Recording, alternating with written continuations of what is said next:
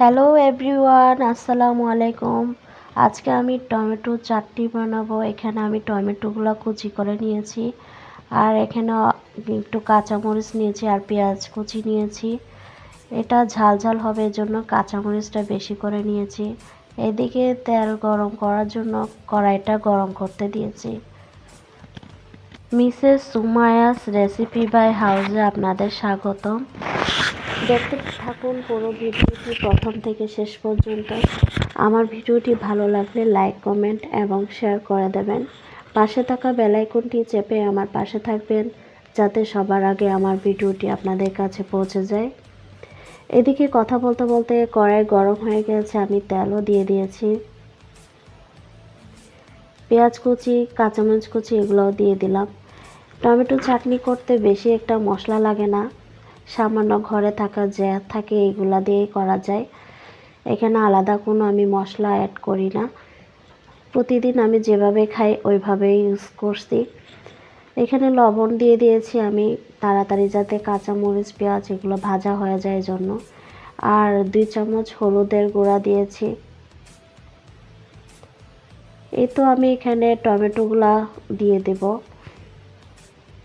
তারপর কিছুক্ষণ নাড়াচাড়া করে আমি ঢাকনা দিয়ে দেব।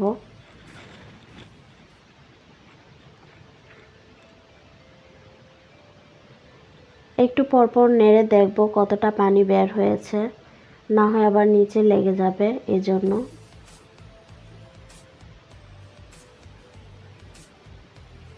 দেখুন অনেকটা পানি বের হয়ে গিয়েছে ঢাকনা দেওয়ার কারণে। এবার ঢাকনাটাকে আমি তুলে রেখে দেব, কারণ অনেকগুলা পানি বের হয়ে গেছে, এগুলা শুকাতে হবে। আমার টমেটো সিদ্ধ করা শেষ, আর তেমন একটা ঢাকনা দেওয়ার দরকার নেই, এজন্য ঢাকনা খোলা রেখে আমি পানিটা শুকিয়ে নেব ভালো করে। এতগুলা পানি তো থাকবে না, চাটনি হবে যেহেতু, এজন্য। এই যে একটু পরপর আমি নেড়ে দিচ্ছিলাম যাতে নিচে আঁচ না লাগে, এজন্য। এই তো আলহামদুলিল্লাহ আমার চাটনি রেডি। টমেটোর চাটনি কেমন হয়েছে কমেন্টে জানিয়ে যাবেন অবশ্যই।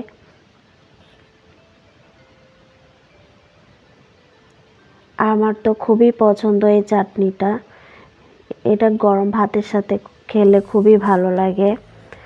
আজকের মতো এই পর্যন্ত। আপনারা সবাই ভালো থাকবেন, সুস্থ থাকবেন।